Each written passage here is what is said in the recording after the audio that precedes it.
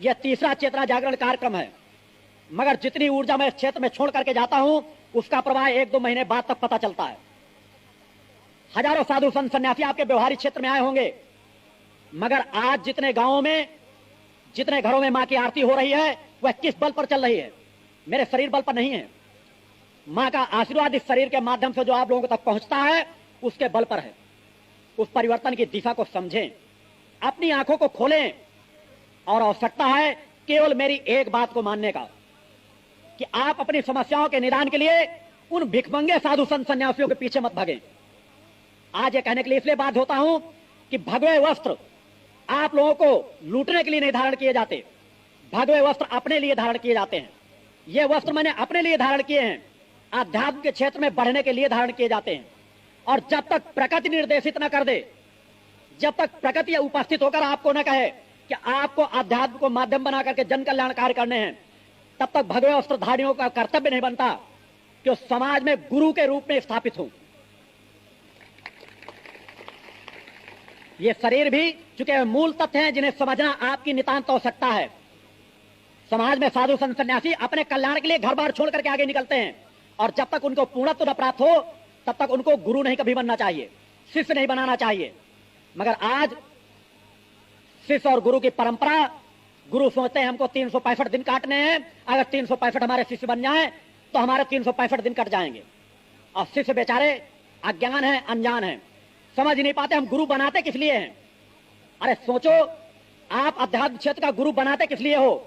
अपनी आत्मा को परमात्मा से मिलाने के लिए, मोक्ष प्राप्त करने के लिए।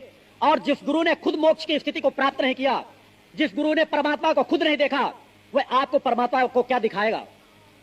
जिसने अपने शरीर को तपाया नहीं, वह आपको शरीर को तपाने की क्रियाएं क्या बताएगा?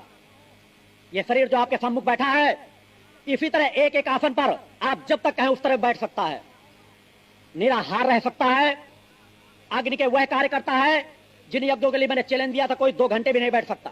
8वें यज्ञ तक के लिए चूंकि मेरा कार्य इस तरह के चैलेंज करके अपने आप को स्थापित करने का नहीं है, मगर 8 यज्ञ तक मैंने समाज में केवल एक हलचल मचाने का कार्य किया है। एक समाज में ऐसी ऊर्जा पैदा कर दी है कि समाज में हलचल मचे और सत्य को तलाशने के लिए कुछ चिंतन जागृत हूं। मैंने राजनीति क्षेत्र और धर्म क्षेत्र में सभी में हलचल मचाई है, क्योंकि मैं जब समाज के बीच आया हूं तो मां की पूर्णत्व की पात्रता को लेकर के आया हूं। प्रकृति में मुझे किस तरह से प्रवाह डालना है उसी तरह से डालने की क्रिया कर रहा हूं। अगर मैं चाहूं तो मात्र 2-4 माह में पूरे विश्व में हलचल मचा सकता हूं, मगर समाज उमड़ पड़ेगा। सामान्य स्थिति नहीं, केवल ऐसी कुछ घटनाएं हैं जिनको उपस्थित कर दूं, पूरे विश्व में हलचल मच जाएगी और तत्काल पता चल जाएगा कि चेतना पुरुष कौन व्यक्ति है। मगर समाज जिस तरह से उमड़ पड़ेगा उस तरह से समाज लाभ नहीं ले पाएगा। भावनावान दब करके रह जाएंगे, और वह जो धर्म को धन के माध्यम से खरीदने की क्षमता रखते हैं वह मेरे आगे चारों तरफ नाचते नजर आएंगे। मुझे आवश्यकता है भावनावान लोगों की, धनवान लोगों की नहीं, जो धन के बल पर धर्म को खरीदना चाहते हैं। निश्चित है धन से भी कर्म होते हैं, धर्म भी धन के सहयोग से चलता है, मगर धन उनका चाहिए, धन उनका लगता है जो धर्मवान भी हो। आज आप किसी क्षेत्र में ले लीजिए, एक गायत्री परिवार का बहुत बड़ा उमाड़ पैदा हुआ। इस क्षेत्र में भी मैं कुछ चिंतन देना चाहूंगा कि अगर आपके क्षेत्र में कुछ गायत्री साधक हो तो उनसे कहें, अपने और बड़े साधकों से कहें कि तलाश करें कि श्री राम शर्मा आचार्य के गुरु कौन थे। अगर उनके गुरु को तलाश लेंगे, इस शरीर की सत्यता का कुछ भान मिल जाएगा।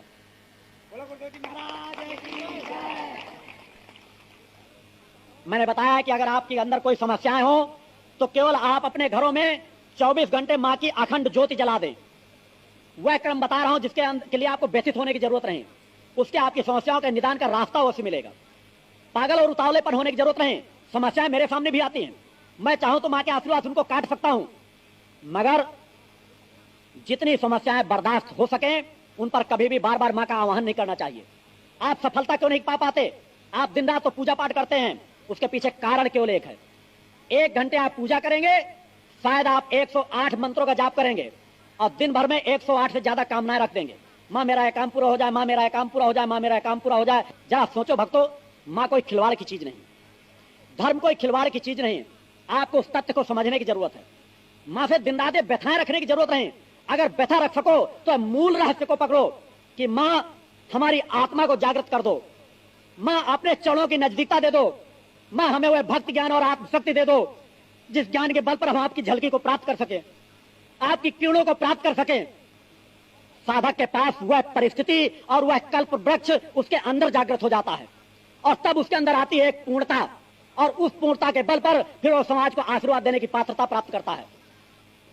आप भी प्राप्त कर सकते हैं, समय लग सकता है, व्यतीत नहीं होना चाहिए कि आज जो मेरे पास है वह स्तर तुरंत प्राप्त कर लें। आप अपने स्तर से बढ़ें, धीरे धीरे बढ़ें। मैं आपको वेद पुराणों के बीच के उलझनों में नहीं उलझाऊंगा। मेरे जीवन का लक्ष्य है आत्मा और परमात्मा के बीच के रहस्यों को बताना, और चैलेंज करता हूं, दावा करता हूं कि समाज का कोई भी व्यक्तित्व आए मगर समय अनुसार आए। मैंने कहा वह परंपरा के अनुसार आए कि एक गुरु से किस मर्यादा के अनुसार कुछ प्राप्त किया जाता है, और आत्मा परमात्मा के बीच का कोई ऐसा रहस्य नहीं जिसे मैं बता ना सकूं, जिसे मैं स्पष्ट न कर सकूं, क्योंकि उस रहस्य को मैंने पाया है, उस रहस्य को मैंने पकड़ा है। मैं यहां उपस्थित भक्तों को अवश्य चाहूंगा कि थोड़ी देर बाद मां की आरती होगी। आरती और प्रसाद लेने के बाद ही यहां पे जाना पसंद करेंगे वो, क्योंकि यहां पर मां की वह चेतनात्मक आरती होती है जिसका फल आपको मिलना है। अगर आप किसी समस्या के निदान का चिंतन लेकर मेरे पास आए हैं तो आज मां की आरती को पूर्णत्व से प्राप्त करें और मां के चरणों पर निवेदन करें, क्योंकि जिस जगह पर मैं मां के चेतना जागरण शिविरों के कार्यक्रम को लेकर आता हूं वहां मां की सूक्ष्म उपस्थिति हर पल मौजूद रहती है। आप समझ सके या ना समझ सके, प्रकृति हर पल आपका सहयोग कर रही है। यहां कार्यक्रम होना था, शहडोल में भीषण बरसात हुई, लगातार 12 घंटे, अनेकों पुलिया टूटी, कहीं कुछ स्थिति हुई। यहां का वातावरण आप खुद देख रहे हैं। यह चूंकि व्यवहारिक क्षेत्र में कुछ एहसास कराने के लिए बार बार मैं कुछ एहसास कराता हूं, मगर मेरा यह भी कार्य नहीं कि मैं प्रकृति को प्रकृति के अनुसार चलने से रोकूं। रोकने की क्षमता मेरी नहीं, उस मां की अवश्य है। मां के चरणों पर चिंतन करता हूं, निवेदन करता हूं कि मां इनको कुछ ना कुछ प्रमाण चाहिए, कुछ ना कुछ एहसास चाहिए। अगर कुछ आप एहसास कराती चलेंगी तो जो कार्य मैंने ठाना है, जो बीड़ा मैंने ठाना है वह पूर्ण अवश्य होगा। समाज में यहां पर वह जो ध्यान योग की अग्नि होती है, उस अग्नि के माध्यम से मेरे द्वारा हुआ है उस अद्वितीय स्थान पर पंच ज्योति प्रज्वलित की जाएगी। अगर व्यवहारिक क्षेत्र में मां का वह स्थान बनता है तो आज नहीं कुछ वर्ष लग सकते हैं, क्योंकि मैंने खुद छठवें यज्ञ में जब मैंने इन वस्त्रों को धारण किया था तब मैंने व्यक्त किया था कि मेरे जीवन की साधनात्मक महत्वपूर्ण यात्रा आगे मां की लंबी भी हो सकती है, क्योंकि सब कुछ मां के ऊपर है, मेरे ऊपर नहीं। मगर इतना जो मैंने दावे के साथ कहा है, आपको तो कल का भी भान नहीं कि जब तक मेरे 108 महाशक्तियां की संपन्न नहीं हो जाएंगे, मेरे इस शरीर को नाश करने की सामर्थ्य किसी भी में क्षमता नहीं है। कोई इस दावे के साथ कोई बात नहीं कह सकता। इसके बाद गर्व और घमंड की बात नहीं है, मगर कहता हूं तो इसलिए कि आप समझ सकें कि मेरे साथ बड़ी बड़ी दुर्घटना हो जाए मगर मेरा शरीर नष्ट नहीं हो सकता जब तक 108 महाशक्तियां के पूर्ण नहीं होंगे। और उसके लिए मैंने जब छठवां यज्ञ संपन्न किया था तो मैंने कहा था कि मां की स्थापना पंचज्योत प्रज्वलित करने के लिए और वह 108 महाशक्तियां को संपन्न करने के लिए मैंने 25 वर्ष का साधनात्मक लक्ष्य निर्धारित किया है। उस 25 वर्ष के अंदर समाज में एक बहुत बड़ा परिवर्तन आएगा। आप जो पढ़े लिखे लोग हों, आज केवल 1 महीने के उन पेपरों को कलेक्ट करें, उनमें हर जगह लिखा होगा, देश के अनेकों भविष्यवक्ताओं ने प्रमाण किया है, प्रकाशित हुई हैं कि हिंदुस्तान में किसी व्यक्ति का जन्म हो चुका है जिसका जन्म 1960 और 1962 के बीच हुआ है, एक किसान परिवार में हुआ है, एक ब्राह्मण के घर में हुआ है, और वह इस समय मध्य प्रदेश में रह रहा है। मध्य प्रदेश से उसने साधनात्मक यात्रा तय की है। न तलाश सके तो आपका दुर्भाग्य है। ऐसा नहीं कि अगर मैंने अपनी बात कही है तो अचानक सब कुछ आपको लुटा दूंगा। मैं आपको लुटाने आया हूं, निश्चित है, मगर लूटने का मार्ग बताया हूं। आप केवल मां के मंत्रों का जाप करें, निष्ठा रखें, क्योंकि मैंने अपने लक्ष्य तक के लिए मां के चरणों में चिंतन रखा है कि जब मैंने अपने जीवन में पूर्णता प्राप्त की तो केवल एक कामना रखी कि मां मेरे शेष जीवन का उपयोग हो जाए। जिस लक्ष्य की पूर्ति के लिए मैं यहां आया हूं उसको अपने आशीर्वाद के माध्यमों से नहीं पूर्ण करना चाहता, उसके लिए भी साधना करना चाहता हूं, और उसीलिए 108 महाशक्तियों का बीड़ा मैंने ठाना। हो सकता है समाज के भौतिकतावाद के क्षेत्र के लोग तो मुझे न पहचान सकें, मगर अगर आप आत्मावान बन सकें, अगर आपके अंदर भावना है, तड़प है, तो आप चाहे गरीब हो चाहे फकीर हो, आप मां का चिंतन अपने घरों में करके देखें। मां की सुबह शाम आरती करके देखें, आपको मेरी सत्यता का एहसास हो जाएगा। आप किसी साधु संत सन्यासी के पास जाते हैं, गुरु जी हमारी समस्या का निदान कर दीजिए, कभी आपने गुरु जी से भी कहा है? अरे मुझे कम से कम 10% व्यक्ति तो ऐसे निकल आए जो मेरे पास उपस्थित होकर के कहें कि गुरु जी केवल हम उस प्रकट सत्ता को प्राप्त करना चाहते हैं, आपके गुरु तत्व को प्राप्त करना चाहते हैं, आपको प्राप्त करना चाहते हैं। अगर 10% भी लोग निकल आए तो मैं अपने आप को सौभाग्यशाली समझूंगा। मगर आज आप लोग क्या विचारधाराएं लेकर उपस्थित होते हैं, तरस आता है। आपको कौन समझाएगा? कई बार मैं रात रात भर बैठ करके रोता हूं। यह बता इसलिए नहीं है, मेरे इस शरीर की समय सीमा निर्धारित है कि आप उन चिंतनों को अगर न पकड़ सके, अगर आप न चल सके, तो आपको कौन दिशाधारा देगा? इसी तरह आप भटकेंगे। हजारों लोग आत्महत्याएं कर रहे हैं। आज समाज में देखें, आत्महत्याओं का परसेंटेज बढ़ता चला जा रहा है। आप व्यथित होते हैं, तड़पते हैं। इस व्यथा से मैं इसलिए तड़पता हूं कि मैंने आपके लिए जीवन समर्पित किया है। अगर आपके लिए जीवन न समर्पित करता तो मेरे नेत्रों में कभी आंसू नहीं निकल सकते थे। मगर आपकी व्यथाएं मुझको स्पर्श करें, आपकी व्यथाओं से मैं व्यथित हूं। उस रिश्ते को मैंने जोड़ रखा है, क्योंकि आपकी व्यथाएं मुझे व्यथित करेंगी, तभी मैं मां के चरणों पर निवेदन कर सकूंगा। मगर वो व्यथाएं प्रकृति को प्राप्त करने के लिए अगर आप पैदा कर दें, तो मैं आपके अंदर एक प्रवाह पैदा कर सकता हूं, आपके अंदर एक चेतना पैदा कर सकता हूं। अगर इस व्यवहारिक क्षेत्र में आश्रम बनता है, तो कम से कम व्यवहारिक क्षेत्र के लोगों को तो एक निर्णय कर लें कि वह मुझसे केवल आत्मीयता का रिश्ता रखें, आत्म जागरण का रिश्ता रखें। वह अगर मुझसे नहीं भी मिल पाते तो अपने घरों में केवल मां की ज्योति जला करके नित्य मां के मंत्रों का जाप करें, और रात को केवल सोने के पहले केवल एक चिंतन करके लेटें कि प्रकृति हमें कुछ ना कुछ एहसास कराए। 2-4 महीने गुजरेगा, आपके अंदर एक चेतना जागृत होगी। मगर आप नित्य इस प्रक्रिया को करें, कम से कम सप्ताह में एक दिन आप गृहस्थ जीवन व्यतीत करते हैं। बुधवार की रात से शुक्रवार की सुबह तक कम से कम आप ब्रह्मचर्य जीवन व्यतीत करें। कुछ क्रियाएं करनी पड़ती है प्रकृति का कुछ आशीर्वाद प्राप्त करने के लिए, कुछ झलकियां प्राप्त करने के लिए। आप जितना पवित्रता का वातावरण देंगे, उतनी ही प्रकृति की क्रियाओं को समझ पाएंगे। यह आपके लिए लाभदायक होगा। जो गृहस्थ जीवन का इसलिए नहीं गृहस्थ जीवन बनता कि आप गृहस्थ में उसी तरह डूब जाएं। गृहस्थ जीवन अध्यात्म को प्राप्त करने के लिए बनाया जाता है। केवल ब्रह्मचर्य व्रत का पालन करें, मां का स्मरण करें, गुरुवार के दिन व्रत रखें, और आप देखें मां का आशीर्वाद आपको कितना मिलता है। आपको कभी भी कोई मनौती मत मानिए। अरे प्रकृति के लिए मनौती आप लोग क्यों मानते हैं कि माता हमारा काम हो जाएगा, हम ऐसा कर देंगे, माता हम इतने नारियल चढ़ा देंगे। ना माता को नारियलों की भूख है, ना माता को आपकी मनौती की भूख है। जब माता का ही सब कुछ है तो आप माता को चढ़ाएंगे क्या? ये अलग बात है। आपको कोई प्रसन्नता मिल जाए, आप मां के सामने कुछ अपनी भेंट लेकर पहुंच जाएं, कुछ समर्पण लेकर पहुंच जाएं, कुछ चढ़ा दे, वो अलग बात है। पहले से आप कभी मानता मत माने, क्योंकि आपकी मैं आत्मा की जागरण करने की क्रियाएं बता रहा हूं। आप कोई मानता मानेंगे, पूरी न कर पाएंगे तो आपके आत्मा पे एक दबाव पड़ेगा, आपके विचारों पे दबाव पड़ेगा, आपकी चेतना जागृत नहीं होगी। क्योंकि इन छोटे छोटे विचारों का प्रभाव पड़ता है आपके शरीर पे। आप मनौती मान लेते हैं, सालों नहीं पूरा कर पाते। हो सकता है आपकी कामना पूर्ण हो कि ना भी पूर्ण हो, आप असमंजस में उलझेंगे। माता प्रसन्न होती है आपकी भावनाओं को पाकर। आप सुबह शाम मां को नमन कर लिया करें, मां के मंत्रों का जाप कर लिया करें, और देखें आपकी मनौती ज्यादा पूर्ण होगी, आपकी समस्याओं का ज्यादा निदान निकलेगा। प्रकृति को समझने का प्रयास करें। प्रकृति आपके नजदीक है, आप समझ सकें, आप सौभाग्यशाली होंगे। मुझे आवश्यकता है इस भूतल पर एक उस टुकड़े की जहां पर मां को आप लोगों के लिए स्थापित कर सकूं, अपने लिए नहीं। मेरा शरीर तो उन यज्ञों के करने में ही खप जाएगा। मैंने यह भी कहा है कि अगर समाज का सहयोग नहीं प्राप्त होगा तो मैं अपने बल पर भी कहीं ना कहीं पर उस चीज की स्थापना कर दूंगा। मगर आपको पता तब चलेगा जब मैं इस समाज से अपने शरीर का त्याग कर दूंगा। मां की स्थापना अवश्य हो जाएगी, 100 यज्ञों के प्रमाण आपको मिल जाएंगे। वहां की रजकण को अगर आप प्राप्त करेंगे तो असंभव से असंभव आपके कार्य सफल हो जाएंगे।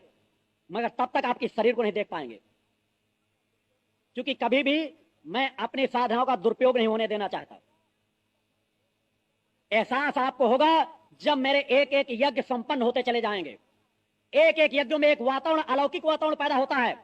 जो यज्ञों को कहा गया है कि यज्ञ स्थल के दर्शन करने मात्र से फल प्राप्त होता है, उस तरह के उन यज्ञों को पूर्ण होना है। अलौकिक महाशक्ति यज्ञ पूर्ण होना है, जिनके बारे में आज से 400-500 वर्ष पहले लिखा पड़ा है कि कौन सा साधक खुद बैठकर किस तरह से यज्ञ करेगा, किस तरह से अग्नि प्रज्वलित करेगा, किस तरह से पंचज्योत प्रज्वलित करेगा, किस तरह से मां की स्थापना करेगा। आपको उन चिंतनों को प्राप्त करने की जरूरत है।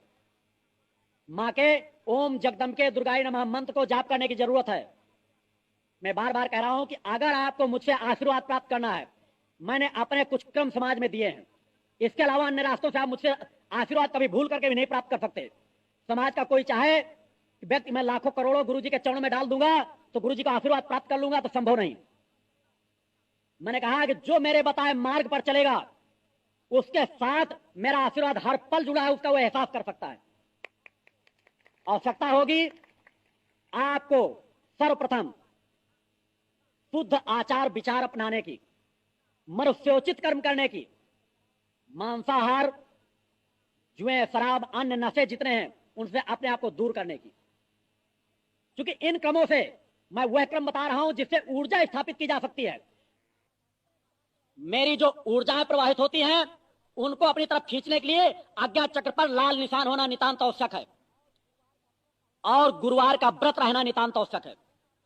गुरुवार का व्रत आपको केवल सुबह से सायंकाल तक रहना मैंने बताया है। सूर्यास्त होने के बाद आपके घर में जो भी भोजन बना हुआ हो शुद्ध और सात्विक हो। कोई जरूर नहीं पीला भोजन करना हो, फलाहार करना हो। फलाहार थोड़ा बहुत आप चाहे दिन में कर सकते हैं।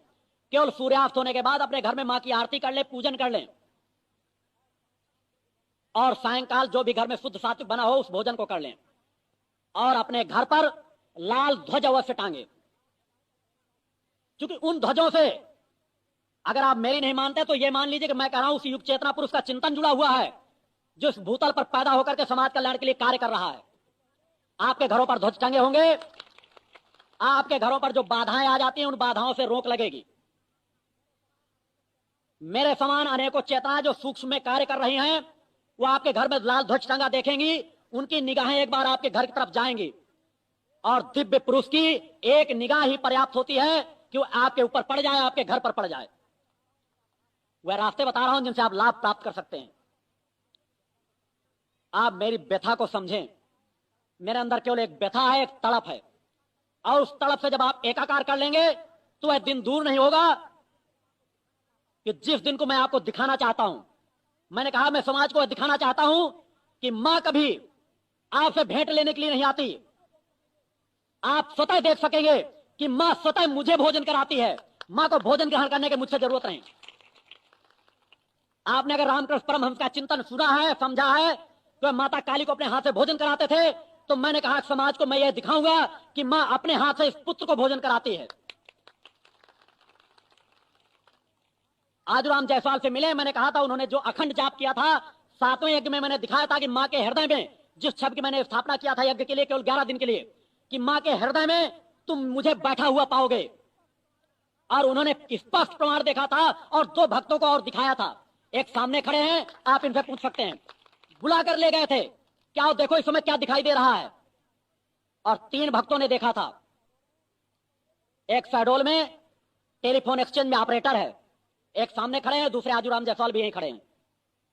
इनसे पूछें, ये कोई चमत्कार नहीं था, क्योंकि मैं कभी कोई जादूगरी की चीज नहीं दिखाता। कोई अचानक उपस्थित करके यहां ऐसा कोई चमत्कार नहीं दिखाता।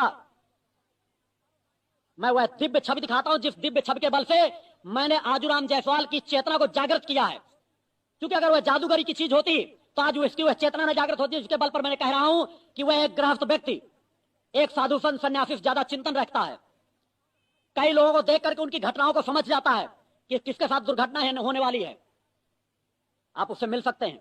उसी तरह एक निर्धारित पात्रता आप लोग भी प्राप्त कर सकते हैं, क्योंकि उतनी अवस्था हमको प्राप्त करना हमारा दायित्व है, हमारा कर्तव्य है कि कम से कम उस अवस्था को हम प्राप्त करें। मार्ग वही सुलभ और सरल है। हजारों लोग कह देते हैं हम भी तो देवी देवता का पूजा पाठ करते हैं, हमें देवी देवता नजर नहीं आई। अरे यात्रा तो तय करो, सत्य को तो पकड़ो, पहले गुरु को तो अपने अंदर धारण करो, गुरु तत्व को तो धारण करो। गुरु कहते हैं ज्ञान को, शरीर को नहीं। उस ज्ञान को पकड़ तो सको। दिन रात राम राम जपने से राम नहीं उपस्थित होंगे, दिन रात मामा कहने से मां भी उपस्थित नहीं होंगी। आपको नाम जपने के साथ साथ अपनी भावना को जोड़ने की जरूरत है।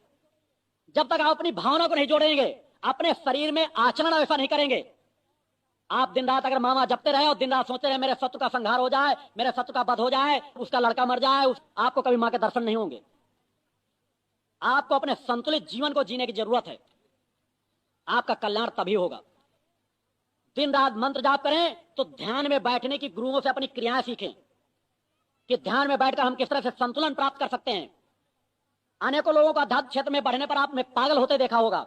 उसके पीछे केवल एक कारण होता है कि गुरु तत्व को धारण न करना। गुरु तत्व को धारण करने वाला कोई भी साधक कभी पागल नहीं हो सकता। और आपके क्षेत्रों में जो कोई कह देता मुझे देवी सवार होकर के आती है, देवता सवार होकर के आते हैं, मैं चैलेंज और दावा करता हूं कभी माता और देवी देवता किसी के शरीर में सवार होकर अभुआती नहीं है। यह ध्रुव सत्य है। वो केवल एक ढोंग है और ढकोसला है। मगर चूंकि प्रेत योनि है और लोगों को प्रभावित करती है, वहीं पर कुछ सात्विक योनियों के भी लोग होते हैं। जिस तरह से एक कोई चोर और डकैत अगर मर जाए और वो प्रेत योनि में लगे तो दिन रात आपका हित करेगा, और अगर एक कुछ पूजा पाठ करने वाला मर जाए और वो भी प्रेत योनि में चला जाए संयोग बस, तो कुछ ना कुछ पूजा पाठ की क्रियाएं करेगा, उस तरह के भोग चाहेगा। उनके पीछे आप न पड़े।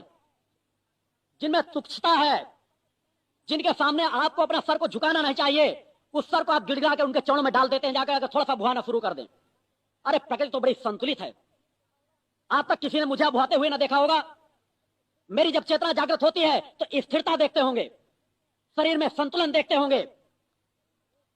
प्रकृति की एक किरण भी जब आपके अंदर प्रवाहित होगी तो आपके अंदर संतुलन आएगा, स्थिरता आएगी, समाधिस्थ हो जाएंगे, अभुआएंगे नहीं। अभुआने वाले किसी दूसरे योनि से प्रभावित होते हैं। उनके सामने आपको प्रसाद लेकर दंडोत होने की जरूरत नहीं। वह आपका कुछ आहित भी नहीं कर पाएंगी। उनसे कहें आपको श्राप देना हो तो हमें दे डालिए, मगर उन आडंबरों में न पड़ें।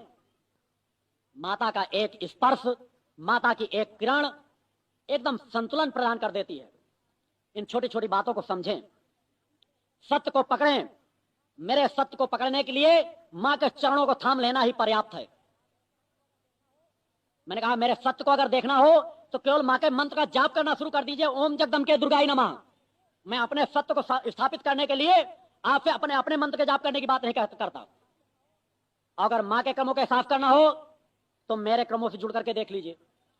यहां वह एकाकार है कि आप इस शरीर से प्रवेश करने का क्रम बढ़ाएंगे तो केवल मां के चरणों में ही जाकर के गिरेंगे, क्योंकि मेरे शरीर का कोई अस्तित्व नहीं। मैं चाहता हूं कि हमारा देश एक सोने की चिड़िया के रूप में न पहचाना जाए, एक आत्मावान राजहंसों के रूप में पहचाना जाए कि हिंदुस्तान आत्मावानों का देश है। यह सौभाग्य है कि जब भी चेतनाओं का जब भी जन्म हुआ है तो हिंदुस्तान में ही हुआ है। उसके पीछे कारण है कि प्रकृति में अगर कोई कह दे कि दूसरे देशों में भी जन्म क्यों नहीं हो जाता, तो प्रकृति की भी अपनी रचना एक निर्धारित विधान से हुई है।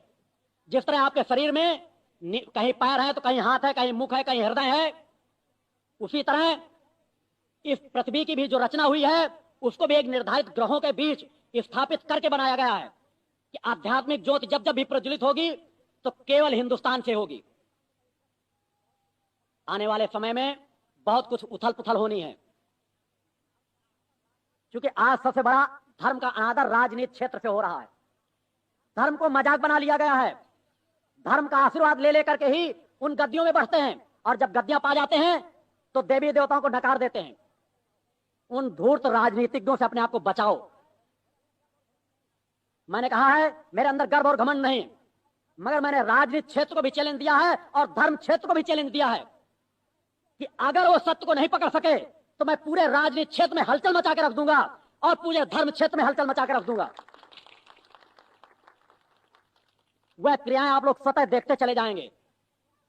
हरियाणा का क्षेत्र में जब कार्यक्रम मेरा संपन्न हुआ था तब मैंने कहा था कि देखते जाओ कुछ ही दिनों में चंदा स्वामी जेल की सिग्जों के अंदर होंगे, कानून के कटघरे में होंगे, चूंकि मेरी निगाहें आप लोगों को किस तरह से ठगा और लूटा जा रहा है उन लुटेरों के ऊपर लगी हुई है कि मैं उनको आईने के तरह उनके सब पर्दाफाश करके समाज के सामने रख देना चाहता हूं। और मैंने कहा है उन्हीं राजनीतिज्ञ लोगों की आवश्यकता है जो धर्म पर विश्वास रखते हो और समाज में खुलेआम कह सकें कि देवी देवताएं होती हैं, हम उनका आशीर्वाद लेकर के आगे बढ़ रहे हैं। मैं उन राजनीतिज्ञों को भी राजनीतिक क्षेत्र में बढ़ाने का दावा रखता हूं जो देवी देवताओं की सत्यता को समाज में स्थापित करें और जिस तरह भौतिकतावाद के लिए स्कीमें बनाते हैं उसी तरह धर्म की चेतना जागृत करने के लिए स्कीमें बनाएं। जिस तरह बड़े बड़े विज्ञान की शालाएं खोली जाती हैं उसी तरह मनुष्य के अंदर बैठी हुई चेतना को किस तरह से जागृत किया जा सकता है, किस तरह से ध्यान योग जागृत किया जा सकता है, किस तरह कहीं घटने वाली घटनाओं को पकड़ा जा सकता है, उनके लिए भी शोधशालाएं बने। क्योंकि धर्म भी उसी तरह एक शोध का विषय है, उसके लिए भी समाज में शोधशालाएं बननी चाहिए, उसके लिए भी धर्म से आवाज उठनी चाहिए। और जब तक ये आवाज नहीं उठेगी तब तक समाज में असंतुलन पैदा होता ही रहेगा। जब तक आप अपनी चेतना को जागृत करने के लिए तड़पेंगे नहीं, अपनी चेतना की तृप्ति के लिए मांग नहीं करेंगे, तब तक आप पूर्णत्व की चीज प्राप्त नहीं कर सकते। ऐसी शोधशालाएं स्थापित करने के लिए सरकार से भी सहयोग मांगे। ऐसे लोगों को ही राजनीति में बढ़ाएं जिनमें धर्म उनके अंदर स्थापित हो या जो जिनके अंदर धर्म को पकड़ने की ललक हो, जो देवी देवताओं के सामने समाज के सामने जाकर अपना सर रख सकें। मैं ऐसे लोगों को स्वागत करता हूं जो खुले मंच पर धर्म की स्थापना कर सकें, धर्म को स्वीकार कर सकें। उसी तरह का क्रम आप अपने अंदर भी जागृत करें, आत्मा की तृप्ति के लिए तड़पें। इन सभी चिंतनों को आप लोग ग्रहण करें। बोल सकते माते की